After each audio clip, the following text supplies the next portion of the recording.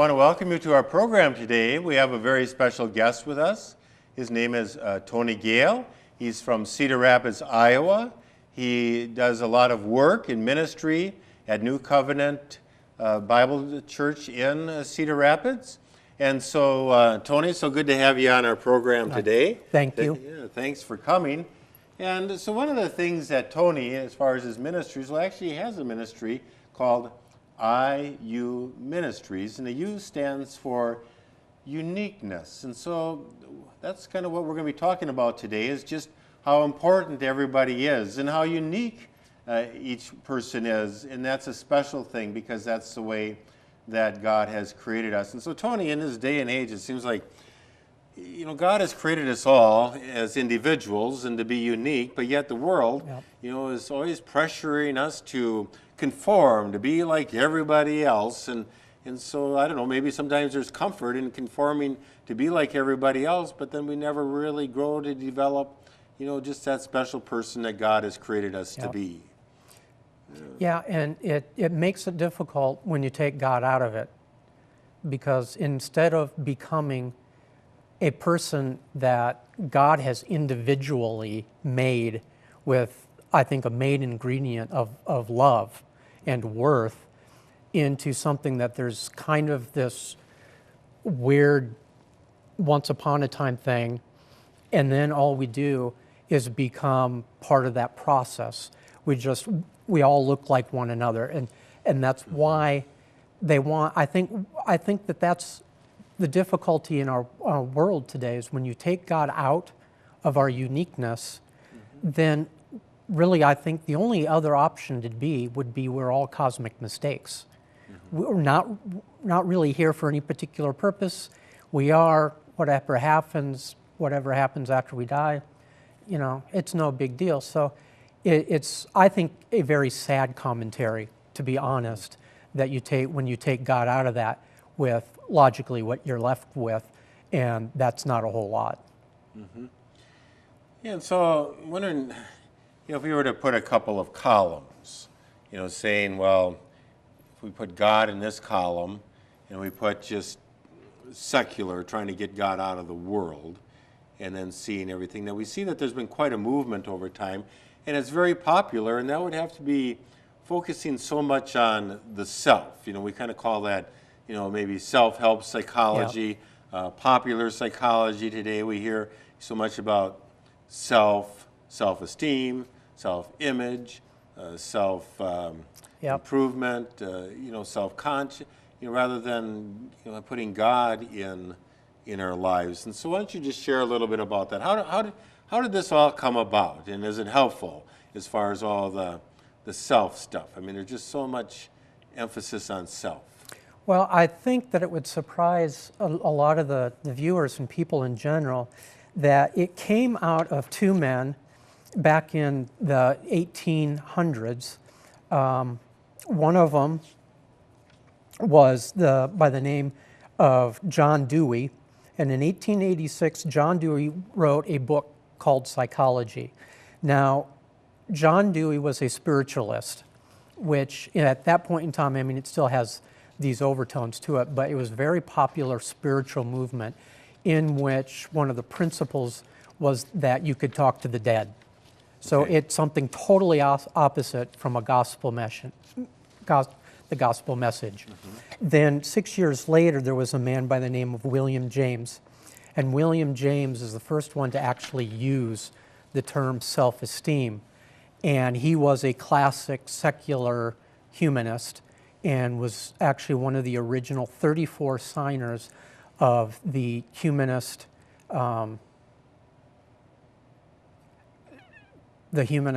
manifesto of 1933. So you have this idea of the self-esteem coming from two men who are obviously not Christians, who obviously wanted to take God out of that public world and just shove it back into our private thing, where we become, I mean, they go so far as making these different I am statements. I am special. I am. And not that that is necessarily bad, But when that ends, you're replacing the I am. And then it just becomes a humba jumbo of self things. You have God worth versus self worth, God confidence versus self confidence. There was a man that by the name of Alex Lickerman, he's an MD, and he writes for Psychology Today, and this is what he said. Looks, all we know, fade, unwanted weight is often gained. Illness sometimes strikes, which in my case I have multiple sclerosis and bipolar disorder. Comes with a purpose in spite of and because of preventing us from running as fast, concentrating as hard, or thinking as clearly as we once did. Past or present accomplishments lose their ability to sustain us. And if there's a non-Christian who understands that, I think it's very important within our Christian schools and within our churches that we understand that too. What happens when a marriage fails? What happens when you have a child that is dealing with sexual identity issues? Where do you go? Because the self is going to run out. Not to mention that Jesus himself told us that we have to die to ourselves every day. So to me, this is I don't think it gets into the church. I don't think we think it in those terms, but I think it can be confusing to students and to kids, because we kind of, on one end, we're talking about identity in Christ, and on the other side, this self stuff. Where is there a medium in there? Or do we really just go with God esteem and leave out self-esteem as much as we can? It's and you alluded to, it's a pop culture thing that developed well over 100 years ago, was put into the school system in California. That's when it first really started to make inroads. So it's been around for a long time. I just don't think most people know who founded it, why they found it, and what their intentions are. Yeah. Well, Tony, it seems like around 20 years ago or so, that's when I first recognized this. And that was, Rick Warren wrote a book entitled The Purpose-Driven Life. Mm-hmm. And it became the #1 bestseller as far as hard-covered books. And I just thought the Purpose-Driven Life being the #1 bestseller, but what does that tell us? That people are really searching and hungering for, well, what is my purpose? Because, you kind of alluded to it, that we've kind of stripped, there's been such an effort to strip God from everything, all the way from saying, well, God didn't create anything, to where, your life is just kind of some cataclysmic accident, and there really isn't, creation and life really isn't going anywhere as far as, something that, happens after death. And so what is my reason and my purpose here? And so when we've stripped people from that, and all we're now asking them to do is to conform, or at least to focus in on self and what makes you feel good in this day.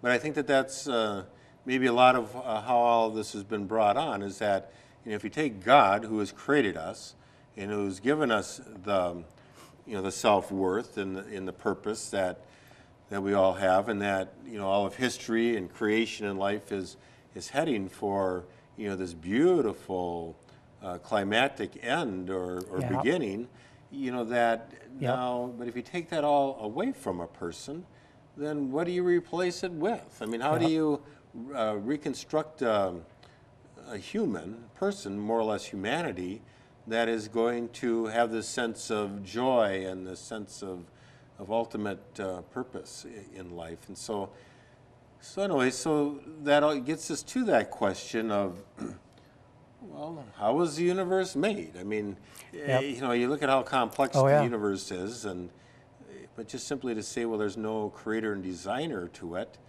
how is that even believable? Oh yeah, and it's also sad, because you're right. They want to all conform us into being one, and yet it's interesting that we have this innate belief about uniqueness. When you look at security systems today, facial recognition, your face is going to be within the right places, be exposed, and you have a unique face. That's why they use the same thing with the eye retinal scans. They're able to see the veins in your eyes, and they're unique. Another good example of the uniqueness is identical twins, for instance. They have the same DNA, but their fingerprints are different. There was actually a case in England a few years ago that there was a identical twin that was taking part in a robbery, and they had DNA, but then they didn't know what twin it was, so they ended up throwing it away because they didn't have the fingerprint. You know, I'm unique in my family. I'm left-handed. My grandparents weren't, my parents weren't, my brother and sister aren't, and then my two sons, Andy and Alex, aren't. So that, I mean, it's a much smaller case of uniqueness, but I think that's part of the bigger picture. It's a small picture, but that brings the bigger picture. I can't separate my life, I can't separate my story from my God story. And that's what these two men have tried, and that's what is still going on, is one is public, one is private.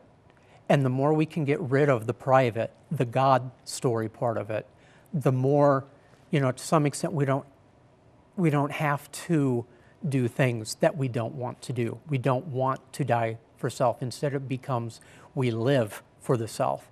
And that's very dangerous. Mm-hmm. Well, why do you think there's such an emphasis of trying to get rid of God in our lives? Why such an effort? You know, I've done a great deal of reading and research on that question, why. And you have people like a Christopher Hitchens, who died a couple of years ago. You have another man by the name of Richard Dawkins from England, and both of them really came flat out and said their purpose for not wanting God in our culture is because they don't want to obey Him. I mean, it comes right down to that. Because if God really does exist in their minds, then they would have to do things they don't want to do, and they don't want to do it. So for some people who are that ardent in their atheist approach, it comes down to nothing else but absolute rebellion against God. For other people, I don't think they really think about it all that much in those terms. The four big questions in life, which everybody, no matter what the religious aspect is, and I personally, I would make the argument secular humanism is a religion. The difference is, instead of the God who made the universe, we are our own gods, and we're going to do what we want to. And that's the original sin to begin with, yes. Isn't it? Yes. Yep. And the four questions are just, how did the world come into existence? What's my purpose?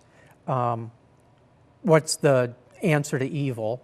And what happens to me when I die? Mm-hmm. And those are huge questions, because you have to answer those at some point in time, and how you answer them is going to dictate how you live your life. And you're either going to live for others, or you're going to live for self. And the lie of Satan, it's a big lie, and I can understand behind it that you can have a full life if you're not a Christian. It's not as if, you're a Christian and, everything turns out perfect and everything like that. But then it just comes up with that death question. What happens to you then? Mm-hmm. And I think that's the one you struggle with. But I think that's why this God esteem versus this self-esteem is such a worldview and an important worldview topic, because it comes down to, how are we going to live our lives? Do we do it for ourselves, our enjoyment, for the things and toys that we have in life? Or is it because we have a Savior who loves us, who made us, and wants the best out of us? Yeah, so now you have somebody. In fact, it's generally all of us. Here we are as people. And we kind of were saying, well, as I watch the commercials on TV and as I hang out with my friends, the so-called peer pressure, And it's, peer pressure is not just simply something that kids have. I think everybody has it. And, well, I'm not going to be this oddball, this weirdo. I want to, fit in and be part of the crowd, and especially hopefully be part of what, I think all these trends start with, in a sense, popular people. So you want to be in with the popular people, and so you have that, and then you have your uniqueness of saying, but I like doing this that is completely set apart from what the popular crowd is doing. Like, for instance, I like to play with electric trains at my age.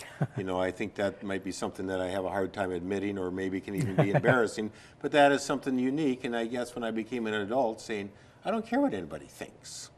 If I'm going to play with my trains, I'm going to play with my trains, and they may hold it against me, or whatever. But I guess I want you to reflect just a little bit based on just what I've been talking about here, a little bit on, well, like in 1 Corinthians chapter 12, where the Apostle Paul is talking about being the body of Christ, that we are all uniquely individuals, but yet part of this body that hopefully is going to look like Christ.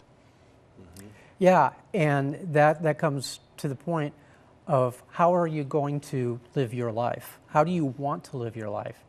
Do you want it for others, or do you want it to further the Christian cause? One thing that I tell students quite a lot in working with students now, and when I was a youth pastor, is if you really want to fight and find a cause that is different from your friends, become a Christian and live your life as a Christian. Because you are going to be singled out, I guarantee you. But if that's one of your goals in life, is to do something, to be somebody different, live out that. In some instances, you're going to stick out like a sore thumb. But I think in some instances, that's what Paul was talking about, is such a beautiful way of putting it, that we all have been gifted by the Holy Spirit in different ways, not to live for ourselves, not to do the things or when we want to do them for as much money, but instead we understand that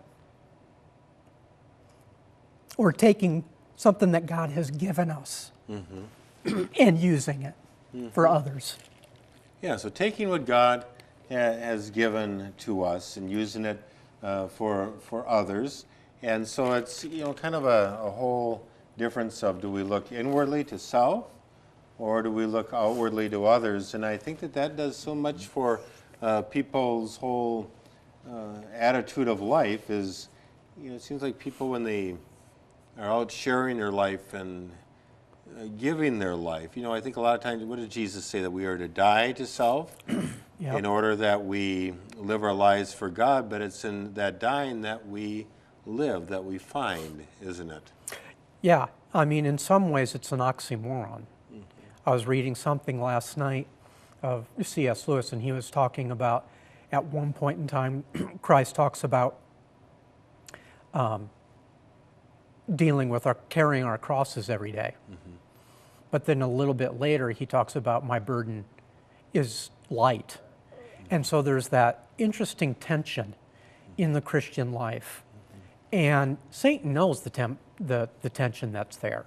He wants us to believe, from going way back to the garden, is that truly what God said? Yeah. Well, one of the things, Tony, that I've noticed with Christianity today is that Christianity, so much of it, especially, it's really popular in the church to kind of almost tap into this whole self movement. It seems like these growing churches where they say, well, we don't want a cross in our church because it's a negative. We don't want to hear any of that. It's more, in the church, you emphasize yourself. And if you just kind of acknowledge God, then God's going to make everything flow upon you, that you'll be rich and you'll never have any marriage problems. Your kids are all going to be A+, number one kind of a thing. And so a lot of, and so that's a false teaching too, isn't it? Especially when Jesus says, well, if you're going to come follow me, understand that is carrying a cross, like you say. Yeah. And so why don't you, just share a little bit about carrying the cross. What's the pain of that, but what's also the blessing of that? I was talking to somebody that the last Serve the City, that ministry down in Cedar Rapids, and we were talking about that, and it was interesting to discuss the reasons as to why we do things and that way. And I'm just totally losing track of what your question was. Yeah. Well, maybe we can divert a little bit and just maybe focus, because I think a question that I would really like to ask of you, and I think maybe could be very helpful to our viewers, would be this one, and that has to do with, okay, I'm struggling with my self-everything today. Yes. I'm really struggling with self-esteem, self-confidence, self-worth, self-image, self, and I'm going to the bookstore buying all these self-help books that address all these things, and I read these books, and it maybe seems helpful or makes sense as I'm reading it, but really my life is just getting more and more miserable. And so now you mentioned that having a life filled with God is going to help me.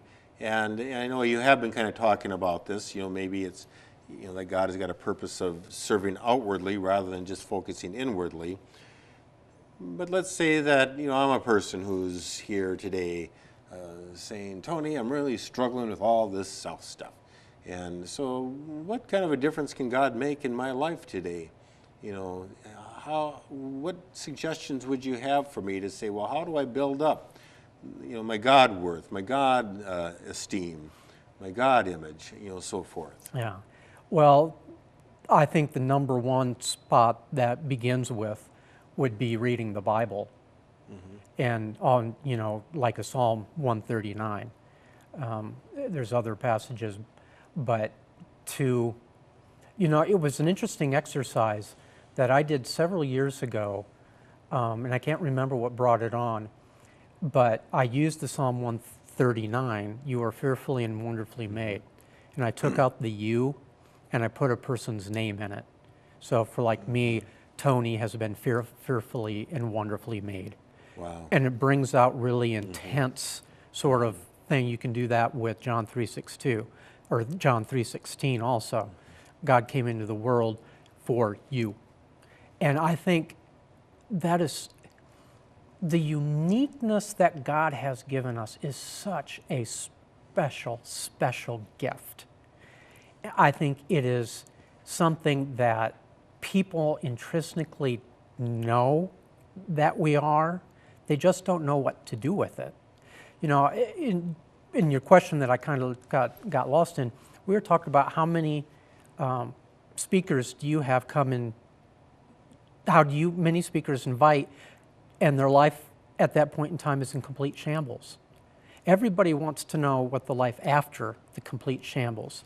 There's a book by Joni Eareckson Tada that her publishers did not want to put out until the whole story was done. Mm-hmm. And she said, no, I want to write it as I'm going through the struggle, because most people want to hear about what you've got, the life of abundance that God gives you, but sometimes that means an abundance in trials and tribulations too.